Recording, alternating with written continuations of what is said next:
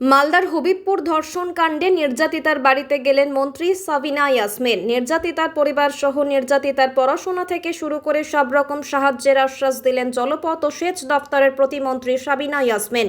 মুখ্যমন্ত্রীর নির্দেশে নির্যাতিতার বাড়িতে আজ সকালে যান রাজ্যের উত্তরবঙ্গ উন্নয়ন জলপথ ও সেচ দপ্তরের প্রতিমন্ত্রী সাবিনা ইয়াসমিন। মন্ত্রীর সাথে এদিন উপস্থিতি ছিলেন হবিবপুর ব্লকের বিডিও, হবিবপুর ব্লক সভাপতি কুষ্টু মুর্মু, আদিবাসী নেতা অমল কিস্কু, তৃণমূল নেতা পীযূষ মণ্ডল, সমীর সাহা সহ একাধিক তৃণমূল নেতৃত্বরা।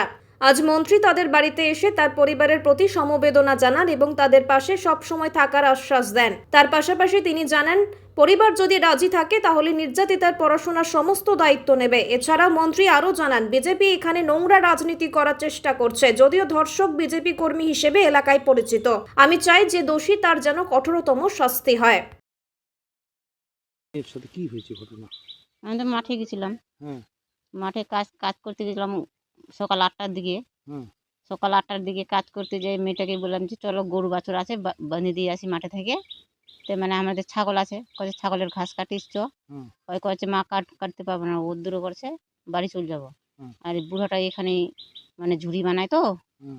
তো এখানে কমচি টমচি সব মাঠে হুম। থাকে কিবা করে হুম। করে টোরে তো আমরা চলে যাই। আর মেয়েটা তো বাড়ি চলে আসুক, আসে ঘরের মধ্যে শুয়েছিল। হুম। শুয়ে থেকে তখন এই বুড়া দেখছি এখন বাড়িতে কেউ নাই। হুম। তখন এই দরজা খুঁজে মেয়েটার কাছে গেছে। মেয়েটার কাছে যেয়ে বলে এরকম পেন টেন খসিয়ে মিলে কিবা খারাপ কাজ করেছে। তখন মেয়েটা যায় না কাঁদতে কাঁদতে আমরা ভুয়ে যাও যে কয়েছে মা এরকম এরকম ঘটনা, বাড়ি চল। হুম।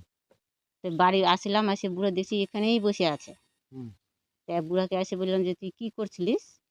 আচ্ছা কি কিছু করিনি, কিছু করিনি। তাহলে মেয়েটা কাঁদতে কাঁদতে গেল কেন? হুম। কয়েছে সদ্যমে কিছু ভয়ে হুম। ভয়ে ফের মানুষ যায় কাঁদতে কাঁদতে ভুয়ে। হুম। তুই কিছু করছিস কেন করছিস কয়েক? হুম। কয়েছে বালুকাঠ আর ইটালের ফাঁক নিতে গেছিলাম বাড়ি। হুম। বাড়িতে কি ইটালের ফাঁক আর বালুকাঠ আছে ঢুকানো? হুম। বাইরে আছে। হুম। তুই কিসের জন্য ঢুকছিলিস? হুম। ওটা নিয়ে এই বুড়োটার সাথে একটু পাকাপাকি হয়েছিল। দেখুন, প্রতিশ্রুতি তো ব্যাপারটা তো পরের কথা, কিন্তু যে ঘটনাটা ঘটেছে তো সেটা খুবই প্যাথেটিক ঘটনা এবং এগুলো ঘটনাকে আমরা কোনো প্রকারেই সমর্থন করি না। শুধু তাই নয়, এখন সারা রাজ্যে সারা দেশ জুড়ে এই ঘটনাকে কেন্দ্র করে উতাল পাতাল চলছে।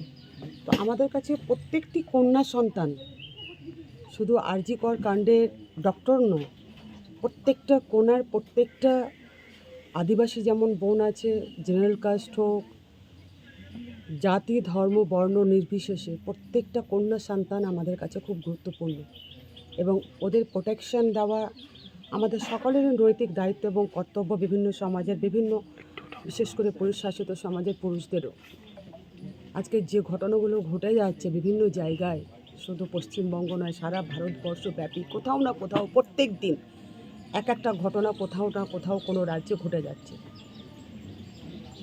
ঘটনাটা ঘটেছে, আমরা বাবা মার সঙ্গে কথা বললাম এবং মেয়েটার জন্য, মেয়ে যেন পড়াশোনা করতে পারে, তার উজ্জ্বল ভবিষ্যতের জন্য যা যা আমাদের মন্ত্রী বীরবাহা হাসদাও এসেছিলেন, আদিবাসী সম্প্রদায়ের মন্ত্রী, তো যা যা করার মেয়েটার জন্য, তার লেখাপড়া থেকে শুরু করে তার এগিয়ে যাওয়ার যে পথ, আমরা সর্বতোভাবে 100% তার পাশে থাকব এবং তার ক্যারিয়ার গঠনের জন্য আমরা আপ্রাণ চেষ্টা করব। আমরা পাশে আছি, সেটা যেমন আমরা সরকার যেমন একদিকে রয়েছে, তেমন ব্যক্তিগতভাবেও আমরা এই পরিবারের পাশে থাকব, বিশেষ করে মেয়েটির পাশে থাকব। বিজেপি রাজনীতির রং জড়াচ্ছে, কালকে পথ অবরোধ পর্যন্ত করেছে এখানে এমএলএ, এর আগে এমপি এসে। পারে না যে বিজেপির রাজনৈতিক, তাদের কাজই হচ্ছে রাজনৈতিক রং লাগানো। আমি মনে করি এই সমস্যাটা যদি সমাধান আমরা করতে চাই, কঠোর আইন আনা দরকার, কঠোর আইন আনা দরকার। আমরা দেখেছি মালদা জেলায় থেকে শুরু করে পশ্চিমবঙ্গ, সারা ভারতবর্ষব্যাপী যারা বিশেষ করে এই ধর্ষণের শিকার হয়, অ্যারেস্টও হচ্ছে, কিন্তু আলটিমেট এটা কমছে কি? সারা ভারতবর্ষ জুড়ে এটা কমছে কি? এটা ঘটেই যাচ্ছে। এর রেমেডি কি? এটা কমানোর উপায় কি? একমাত্র উপায় হচ্ছে কঠোর আইন। যে আইন আছে সেই আইনকে আরও শক্তিশালী করতে হবে, যেন কোনো বিকৃত মস্তিষ্কের মানুষও যেন আমাদের কোনো কন্যা সন্তানকে ধর্ষণের কথা ভাবতেও না পারে। এটা হচ্ছে একমাত্র রেমিডি। আর বিজেপি তো ঘোলা জলে সব কিছু তো মাছ ধরতে নেবে। যে বিজেপি আমি শুনলাম কালকে পথ অবরোধ করেছে, আমি মনে করি না যে এই সব ক্ষেত্রে পথ অবরোধ করে অন্ততপক্ষে জাস্টিস, সেটা বড় কথা, আমাদের পুলিশ প্রশাসন সেই দিনই অ্যারেস্ট করেছে। এবং কোন বিজেপি আন্দোলন করছে যে আজকে ধর্ষক এই ঘটনার, সে নিজেই বিজেপি কর্মী। তো আগে বিজেপি নিজের ঘর সামলাক, আমি তো বলবো বিজেপি নিজের ঘর সামলাক। এটা রাজনৈতিক আমি বক্তব্য দিতে চাইছি না। এখানে যারা ধর্ষক হয় সে তারা বিজেপির হোক, সিপিএমের হোক, কংগ্রেসের হোক, তৃণমূলের হোক, ধর্ষক এখানে রাজনীতির রং লাগিয়ে আমরা তাকে কিন্তু খাটো করার চেষ্টা করব না। এটা রাজনৈতিক ঊর্ধ্বে উঠে একজন ধর্ষককে রাজনৈতিক ব্যক্তিত্ব হিসেবে চিহ্নিত করব না।